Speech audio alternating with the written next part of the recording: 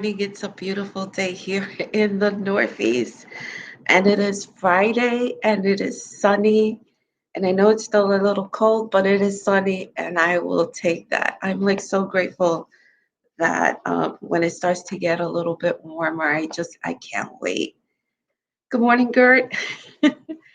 um, I can't wait. I can't wait till it gets a little bit warmer and I can throw on my flip flops. I'm like really looking forward. We're officially in the month of March. It is awesome. We have a lot of birthdays in March in my family. So good morning, Ruth. Good morning, Aji. Good morning, Sue. Good morning, Lisa. We are actually going to be reading about the labels that were put on the woman at the well. And I think that's really important that we talk about that. Good morning, Susan. Good morning, Laura Jean. And we're going to be rocking and rolling in just a moment. We're just waiting for a few more people to join. And as you know, we're going through John, the book of John, with our thinking caps. We are up to the book, the chapter 4. And actually, we started this in the beginning of the year. Can you believe it? It took us almost 3 months to get to chapter 4. Good morning, Johnny. Um, so we're going to unpack it. I think that is so cool, the story of the woman at the well. There's so many things that we can learn from her. But if we're reading too quickly through the Bible, we'll miss all these beautiful little nuggets that are in there. Good morning, Jamie. Good morning, Dorothy. Good morning, Heidi. So, this weekend is going to be a good weekend because I'm hoping that I can get some sleep and a little bit of rest. It's been uh, a little bit of a challenge at work, lots and lots of work. So, hopefully, I can recharge, refresh, and hopefully, you can too. Alrighty, let's get going. So, of course, I forgot my glasses. So, I'm going to read from far.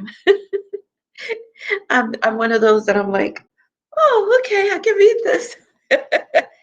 So Jesus said, go get your husband and bring him back here. But I'm not married, the woman answered. That's true, Jesus said, for you've been married 5 times, and now you're living with a man who's not your husband. You have told the truth.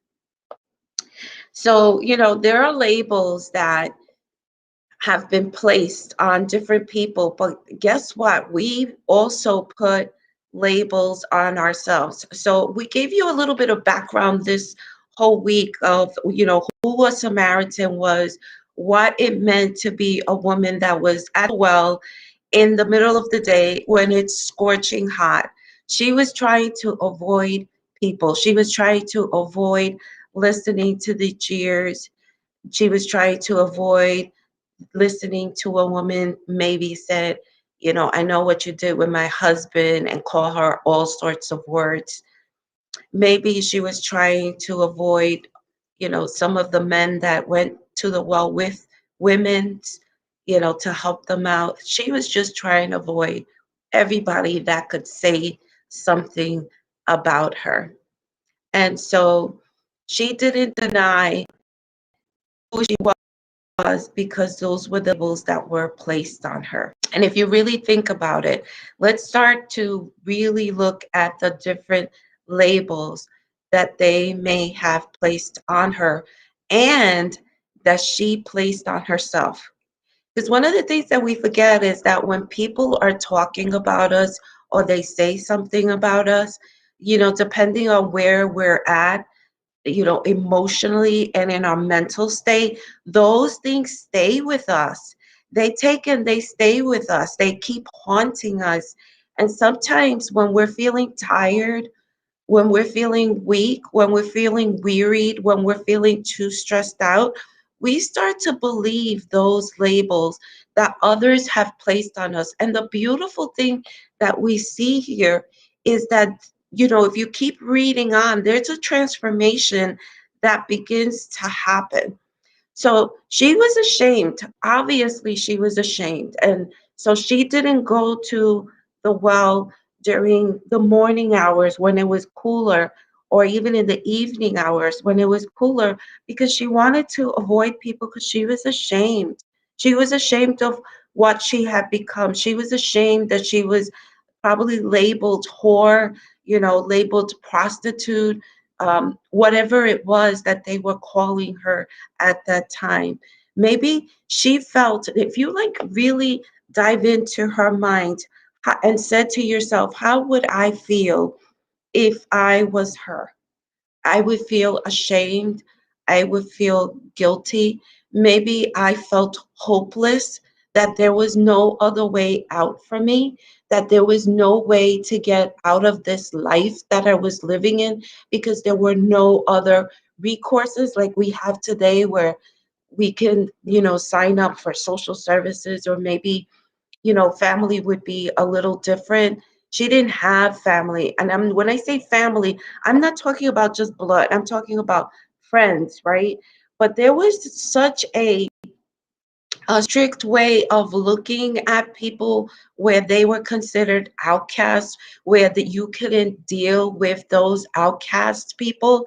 They were shunned, they were put away. And what Jesus did when he came here, and I think it's so incredibly beautiful when you realize what Jesus did. He took and he broke all of those rules, and he came for the people that were considered throwaways. He came for people that people did not want to deal with them. And so here is this woman that she is broken inside. She's been humiliated. She has been used. She has been called different names.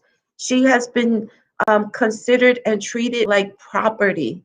There's so many things that she has gone through. She is emotionally broken. So her heart has been broken over and over again. There was so many things that she has gone through. And, let's be real. There's a lot of things that she has gone through that we have gone through.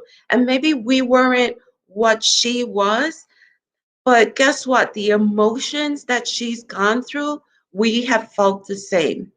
So if you think about it, right, when we describe people, and a lot of us maybe are saying, well, I don't treat people that way. But if you really look at it, we were on both sides of the fence. We were the person that said something, or we were the person that we was spoken over. There were certain things that were said to us that we took to heart, and that we let whatever was said label us, or we even labeled ourselves. Let's be real, right? I know in the Spanish culture, when we talk about somebody, sometimes, and it's just ingrained in us, right? And so I have to sometimes catch myself. So if you know a lot of Marias, which of course I do, you're usually saying, the Maria, the fat one, or Maria, the one that cheated on her husband, or the Maria that's gonna get married, or Maria, the daughter of Sue, or Maria, the one that she took and she quit her job because she was stealing money. And you're always tacking on something to their name to describe who they were. And so if you were spoken to as a child, or from an authoritative figure, and you were told that you were useless, that you would never amount to anything, that you were just like your father, that you're just like your mother, what happens is that those things become ingrained in you. And when you fail in a certain area, there are times that you'll think about what was said over you, or even what you think about yourself. And that becomes a label over you, a label that you accept. Here's the thing. She was given the opportunity to peel off her labels, and she had a lot of labels. She had the label of being lonely and feeling alone, and that she was going to always be alone. How many women that have gotten divorced have put that label on themselves, where they said, I'm alone, I'll always be alone, and I'll never get married? How many of us have put the label that you don't realize it's a label, and it's a label, the label of stress. And you're constantly saying to yourself, I am stressed. I am stressed. I am stressed. You are this label, you have the label of the stress queen on you. You know, one of the things that I always say um, is that you become what you speak. You become what you speak. So if you're speaking certain things, not only to other people, but to yourself, especially, you become what you speak. Or your children, if you're speaking negative over them, guess what? Those are labels that become part of who they are.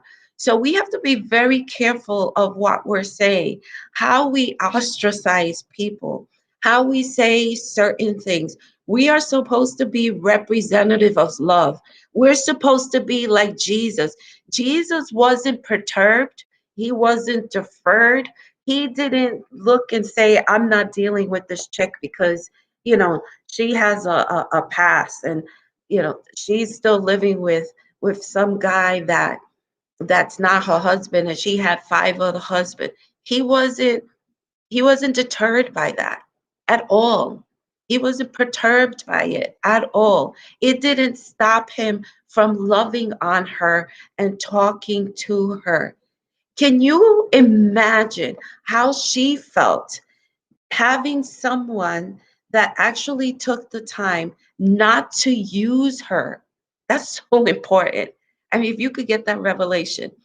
There was a man that came to talk to her, not with the intention of using her. He did not make her feel like property. Maybe in the beginning she was a little annoyed, right? That he asked her for water, maybe in the beginning. And maybe he just wanted to get her attention and keep her long enough to be able to give her the message that was specifically for her. Imagine this. The God of the universe that was confined into a body thought that she was so important that he walked, and I put the map on for you in a poster in the week, that he decided to walk straight through her town just to meet with her in the condition that he was.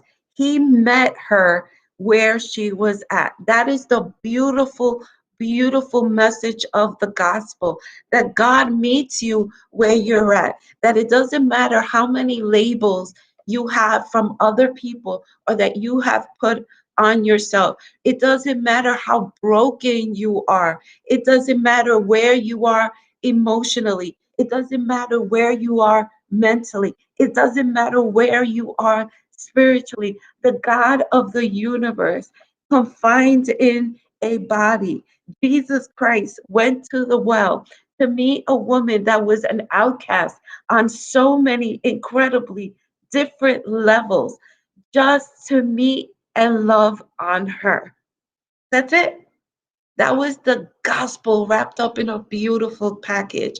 Sometimes we take and we think that the gospel message, the love of Christ, is for, people that don't have many issues. But do you know that the church is a hospital? We take in everybody who believes differently than us, everybody who is suffering, everybody that is hurting. That is our job, to accept those that have labels, and also the flip side of it, not create labels for others, and not create labels for ourselves, not to put labels on us.